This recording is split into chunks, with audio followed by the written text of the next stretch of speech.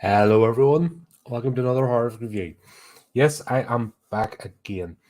Now, 1 second, just let's share this link to my slasher account because that's always important. Always forget that. Excuse me. That's a good start to the live stream. Bit of coughs and me fiddling about with the phone, but we are all good. Right, out of our intention of having a full productive day, doing lots of stuff. Then I caught this, and yeah, that's how I spent my Saturday. Oh, Jesus Christ! Sorry. Sorry, got about a frog in the throat or something. But here we go. Yeah, Junji Ito is back again. Japanese Tales of the Macabre. I have to say, anime is one of the better mediums for horror. Especially Japanese anime because they don't hold back. They never have. During the 80s, 90s, as long as animes existed, they've always been about testing the boundaries, which Western cultures kind of went, nah. It's kind of sad the way things go. And the quirky directors, the ones that would push boundaries and make art form, especially in horror, they're all gone now. It's all bland corporate nonsense. So it's refreshing to see an artist with a vision and telling a group story. So this is an anthology now. It's an anthology of 20 plus short stories. If you watch this piecemeal, it'll be better. But if you're an idiot like me and just binge everything, it's a kind of a sensory overload. You're kind of like, whoa! It's just once.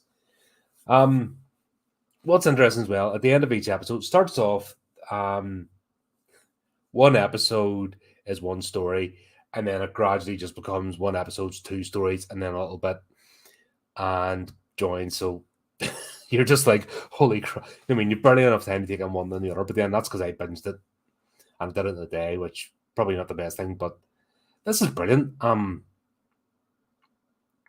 to pick out my best episodes because they're just so many, a lot to take in, but each one has its own little, own little pocket universe. And what you've got here, there's no like beginning, middle, end. It's all this has happened, then you're just kind of left hanging with each one, which is interesting. And then he gives little narratives at the end of each episode, almost like little haikus, and it's all about his struggles with paper and ink and drawing things. And he weaves that into a little side tale along all this here, which is it's fun. What I would need to do, if I was going to do like a proper professional review with notes and stuff, I would go back, I would jot all that down, I would take that to the side, I would see the overall story he's trying to tell. But as you know, with these reviews, always reactionary. Not even just under an hour ago, watched it.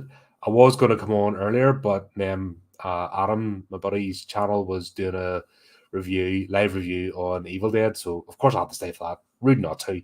I mean, you see your buddy online and you get like, right. And he's talking about a horror franchise that you absolutely love. You're going to hang around for that. So, of course, I sat and watched this, and then I set this up. But it's as fresh as you can get. Apart from me actually jumping on straight away, I've just binged this entire series. And my head's full of it. And it wasn't I know I'm joking about being productive today, but this wasn't entirely a waste of time. I enjoyed myself. I enjoyed the little stories. I love the bonkers madness of anime. Like I said, it's something that we are missing in our society. And the Japanese, considering they're such a reserved, very stoic, ritualistic. I mean, they're very British in a way in their general day to day lives, but then they have this other side to them, which I really wish we could embrace. Because we obviously do the stoicism, we do ritual, we have lots of dogma in our lives, but we don't have that outlet. And the Japanese seem to have found that balance, which I think is their whole theory of Bushido. that's actually what comes about finding that, where we have this weird self-deprecation thing, hence why I think we lose out in a lot of things. Yet we have created like long-standing horror series. We've created some of the best writers, and maybe it's the frustration, like individuals as opposed to a culture. But Japan seem to have just done this time and time and again with various franchises, especially through their anime. It's just a way of being the other side of the coin with that, and I fully support it. Like, you find what's best for you, and as long as you're achieving balance in your life and you find a way to express, bloody hell, do it. As long as you're causing no harm to others, crack on. Only cause harm to those that are doing it to you. You know what I mean? That's only if they strike the first blow, then obviously go back. But generally, I think most sensible people just want to go through and have fulfilled lives. And it just this comes across like that's. I think that's why I'm not fully deep in the anime, but I do enjoy it. And unfortunately, especially this is bloody Netflix. I was sort of curious because I'm waiting for this password thing to come to fruition. I share an account with my family, and I've told them under no circumstances pay extra money for me because I barely watch it. The only thing I'm waiting for is Cobra Kai season 6. Once that's over, Netflix can put out whatever the hell it wants, and I don't care. They have been good down the dogs, but um, for some reason they embrace anime, which is very strange considering all their live action stuff is horrendous. Um, Weird platform, it really is, and they do damage against themselves. I don't get the right look. I remember when I first looked at Netflix, it was like the old, it just reminded me of the old school video store, and you clicked on horror and you just saw, and it was like bringing me back to my childhood. And I've talked about this before of places I went to and all the posters and that, and just seeing that is fantastic. But now they've just become terrible, just bland, homogenous, political, all the things you don't want from a streaming movie service. Sorry, I'm going off on a tangent, but that's what I do here.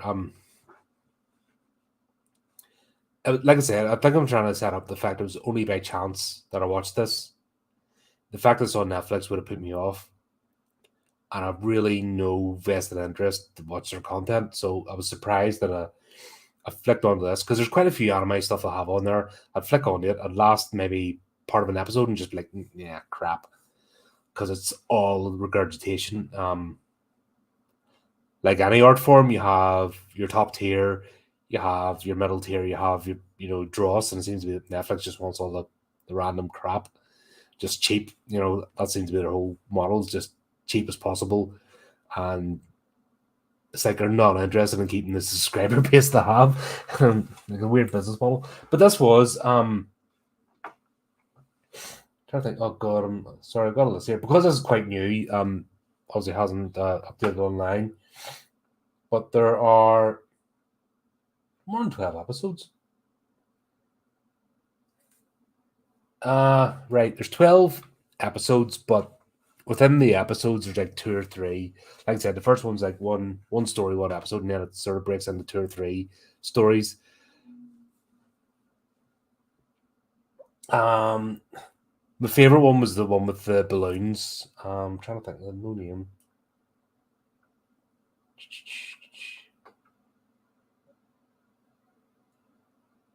God. Episode 4, yeah, Soichi, he's a wee prick. Uh, Koichi can't study because his younger brother Soichi is constantly making noise. Tormented by his dreams, Yuji asks his friend Mari to keep him awake, and his brother just a wee prat, and he's the built noise then in the room, and it turns out the whole network of tunnels. That was a weird one. That was just, but the wee brother, he's a prat. And then he reappears again in the last episode.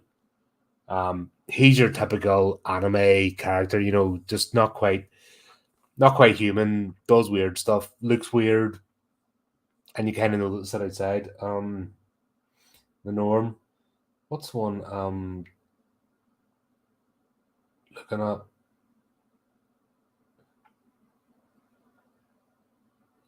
Tunnel episode, that was all right.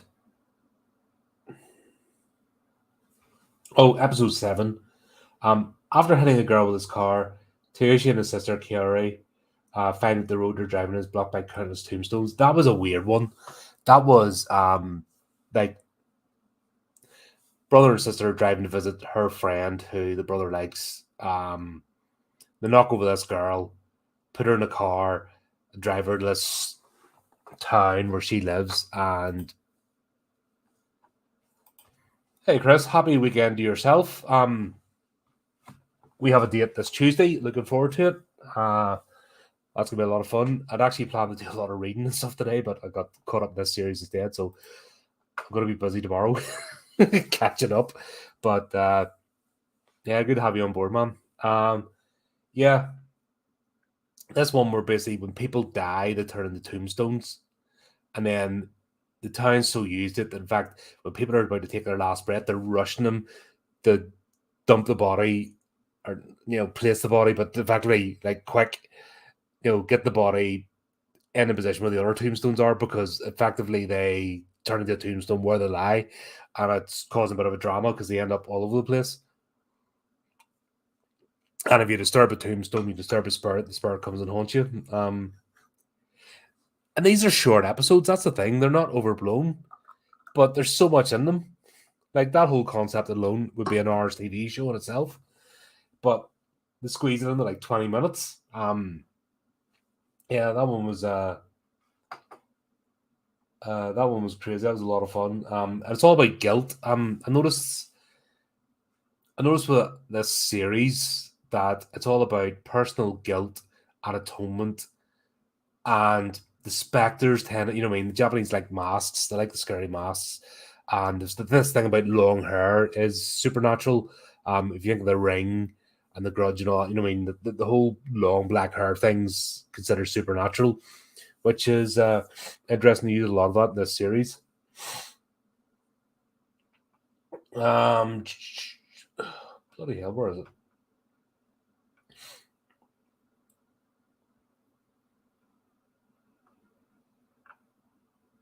Must be not.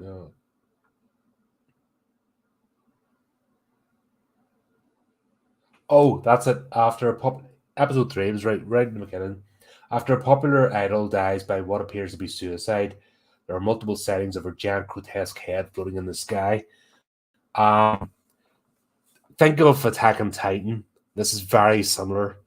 The huge heads that'll and they've all got nooses dangling from them.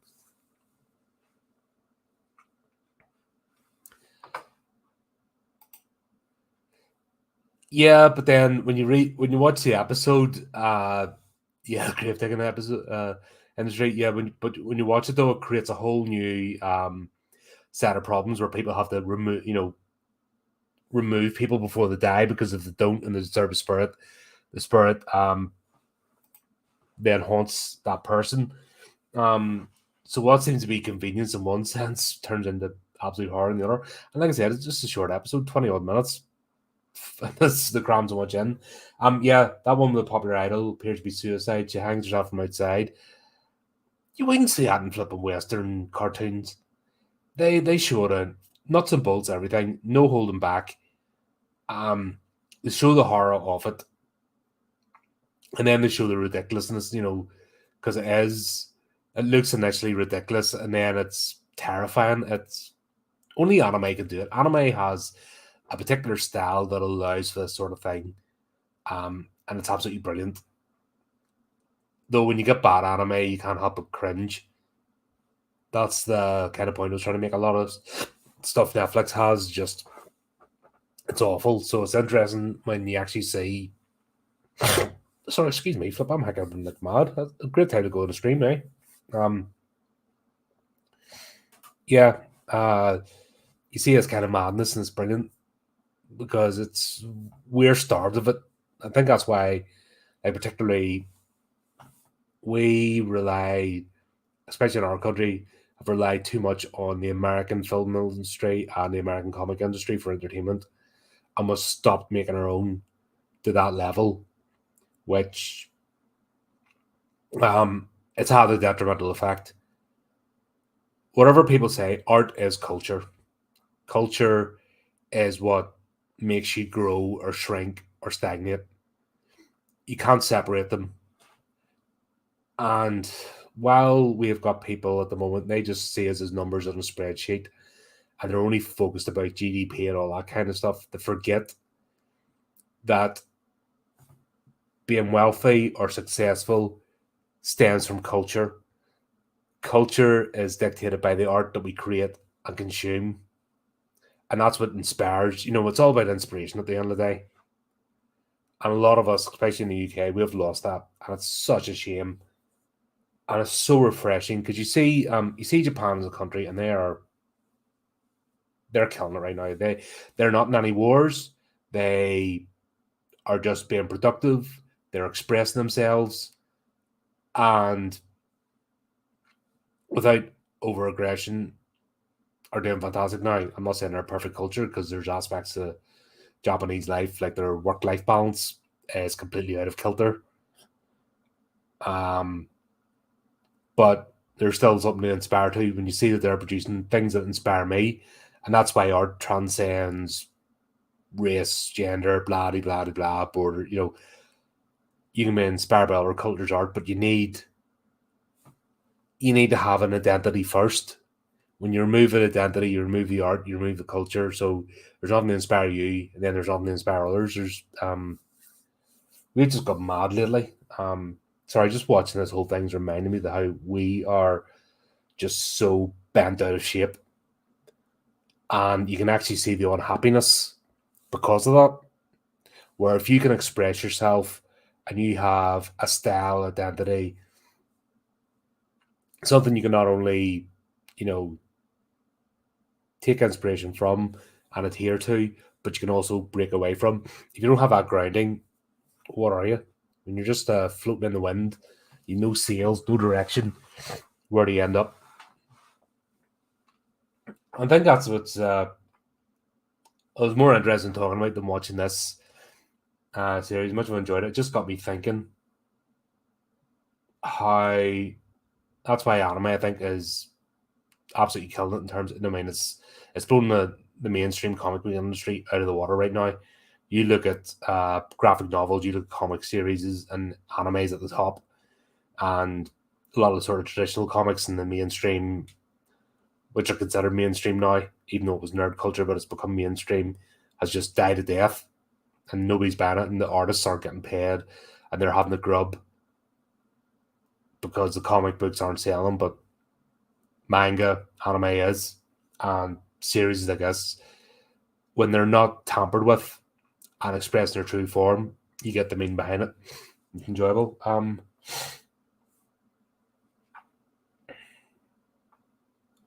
That was a weird one. The next one, because what's the put the titles in this? Because there were actual, each one had its title, but like I said, because I was binging it, flipping through, there's no way I'm remembering all that. Coming straight on here, live stream. Yeah, this had been pre-recorded, and I was sitting taking notes and stuff. Fair enough, but then I'm not going to sit and taking notes while I'm watching something, because then you're not going to experience it. Like, that's when it becomes clinical, and that's what I don't want this channel to be. Is some clinical examination or something, and I don't think you want that either. Those is kind enough to tune in. It's always been the case of a few mates getting together after a movie or a series and talking about it, as if we would normally. That's kind of the vibe I want here. This is a weird episode. Two friends get lost in the mountains, come across a community of ascetic monks. Kuriko ends up bullying a younger. Oh, sorry. That's where it goes into two stories. So, the one with the monks, that was a weird one. These girls go into the mountains, get kind of lost. They come across this temple, and then one of the chief monks invites them to stay the night. They meet this other girl who's actually came looking for her brother. Then they go to find the secrets of what it was. Yeah, and that became really twisted. Kuriko ends up bullying a younger boy she's been playing with. That had so many layers. And like I said, these episodes are maybe 26 minutes long, but there's two, so say 12 minutes each. Because don't forget the intro, outro, and then Gino's little commentary, which lasts about a minute, which is quite cool. This is a wee girl who's in the playground, boys are playing, and then somebody's mother asks her to look after the new boy, and yeah, instead of she's a nasty wee girl, she bullies him, and then it comes back later. She bullies him all the way through, really nasty, and then she just goes away for a while. He goes away, then they come back in adult life. She's with her boyfriend making the confession to him about how she was a kid, but it turns out she's actually met him again, met the wee boy again as an adult, and she's leaving her boyfriend for him. He leaves her with a kid, and it's all been a massive plot for revenge.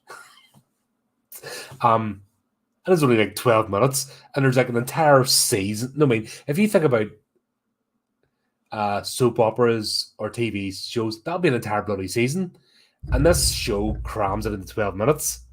Like, more plot device and more intrigue going on in a short anime movie than flipping most creators managing a movie. That's why I love this stuff, because there's so much going on. Look, I'm glad you enjoy the tangents. Honestly, I enjoy them too, because like I said, it's just you guys that come online and join the chat. You're what make this what it is, because this could be a 5-minute bloody review, me just going through things. But by going on live and you guys coming on and giving me wee thought pieces, and that's what makes this organic. And once again, this is how art promotes discussion, promotes ideas, because we're talking about a series that you may or may not have watched, and you can agree or disagree with the plot or what the artist is trying to convey. That's fine, but that's the whole point of discussion. And I do make the point discussion, not online yapping. People just go, yeah, intense shit. Yeah, what do you like that for? Or I really love that. What do you not like it for? That sort of crap I can't be bothered with. It's childish and moronic. This is a grown-up channel for grown-up people who indulge in our childish sides. So you folks are always more than welcome. If you're some online troll, you're not going to get any. You're not going to get anything from us, because you just end up getting kicked out, and I'm not going to bother waste my time. This isn't like the comments section where you just get every random idiot who'll go on and just wants to fight for the sake of fighting. It's weird. Ali, start putting the titles in now. Looks like Ali Headless Statue. A young man moves into a boarding house next to the enclosed alley. That was alright, that one. Yeah, he starts hearing things, kids playing. Turns out they're ghosts. Then we find out the real reason why. The second one, an art teacher known for his headless sculpture just found murdered with no head. Yeah, that was just pure twisted. You watched that one, that was just pure twisted horror. That was a lot of fun. If they made that one live action, that would be, I think people find that a bit difficult. And there you go. That was it. That took me the best part of the day to watch, and I'm able to sum it up in like less than 30 minutes. That's good going. But yeah, well worth it. Obviously don't pay for Netflix just to watch this. It's not worth it. Buy it on physical media. If you can, if you already have an account, give it a bash.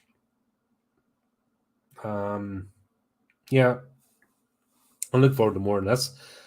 I watched I know you saw me doing the unboxing video with the Demon Slayer series, and that the second season finally popped up, and I found it was really weird because there were only like 7 episodes, yet the first season was like 20 episodes, and then you realize they've just got it all out of flipping kilter, and they've just and it didn't come to a satisfying end. So it's weird. I've still to work my way through those books, but I've quite a bit to read at the moment. I will get that, and I'll give you a synopsis of that. But there you go. If you've seen this, let me know what you think. If you're planning on watching it and want to come back here and let me know what you thought of the series, do you agree or disagree? More than happy to hear from you. And as usual, like I said this morning, when I jumped on, plenty good on the channel. Hopefully not as many technical issues. So when I say I'm doing a live stream, I do it at the proper time. But definitely keep up to date, do the typey clicky things. And until next time, keep it creepy, keep it horrific.